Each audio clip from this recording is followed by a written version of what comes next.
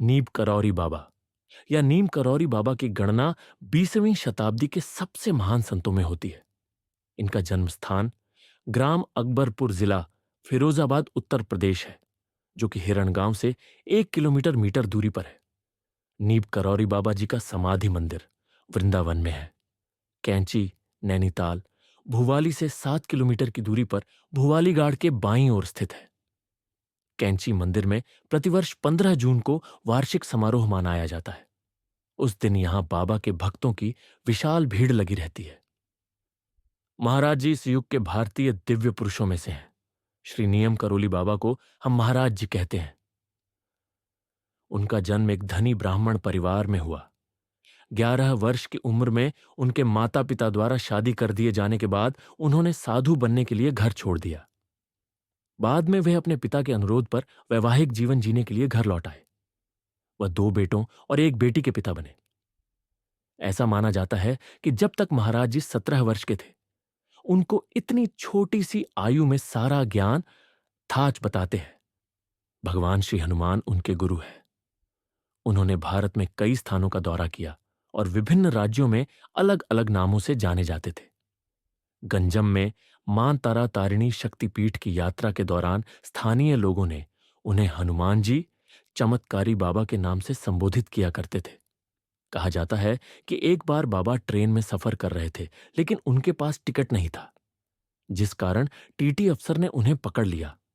बिना टिकट होने के कारण अफसर ने उन्हें अगले स्टेशन में उतरने को कहा। स्टेशन का नाम नीम करोली था। स्टेशन के पास के गांव को नीम करोली के नाम से जाना जाता है। बाबा को गाड़ी से उतार दिया गया और ऑफिसर ने ड्राइवर से गाड़ी चलाने का आदेश दिया। बाबा वहां से कहीं नहीं गए। उन्होंने ट्रेन के पास ही एक चिमटा धरती पर लगाकर बैठ गए। चालक ने बहुत प्रयास किया, लेकिन ट्रेन आगे ना चली। ट्रेन आगे ना चलने का नाम ही नहीं ले रही थी। तभी गाड़ी में बैठे सभी लोगों ने कहा, यह बाबा का प्रकोप है। उन्हें गाड़ी से उतार देने का कारण ही है कि गाड़ी नहीं चल रही है। तभी वहां बड़े ऑफिसर, जो कि बाबा से परिचित थे, उन्होंने बाबा से क्षमा मांगी और ड्राइवर और टिकट चेकर दोनों को बाबा से माफी मांगने को कहा। सबने मिलकर बाबा को मनाया और उनसे माफी मांगी। माफी मांगने के बाद बाबा ने सम्मानपूर्वक ट्रेन पर बैठ गए, लेकिन उन्होंने यह शर्त रखी कि इस जगह पर स्टेशन बनाया जाएगा, जिससे वहां के गांव के लोग को ट्रेन में आने के लिए आसानी हो जाए, क्योंकि वहां लोग आने के लिए मिलों दूर से चलकर आते थे, तब जाकर ट्रेन में बैठ पाते थे। उन्होंने बाबा से वादा किया और वहां पर नीम करोली नाम का स्टेशन बन गया। यहीं से बाबा की चमत्कारी कहानियां प्रसिद्ध हो गईं और इस स्थान से पूरी दुनिया में बाबा का नाम नियम करोली बाबा के नाम से जाना जाने लगा। यहीं से बाबा को नियम करोली नाम मिला था। सिद्धि मां बाबा नीम करौली महाराज की आध्यात्मिक परंपरा में एक महत्वपूर्ण व्यक्ति है, जिन्हें उनकी अटूट भक्ति और समुदाय में योगदान के लिए जाना जाता है। अल्मोड़ा में जन्मी वो 8 बहनों के परिवार में बड़ी हुई। सिद्धि मां ने तुलाराम शाह से विवाह किया, जो बाबा नियम करौली के एक समर्पित भक्त थे।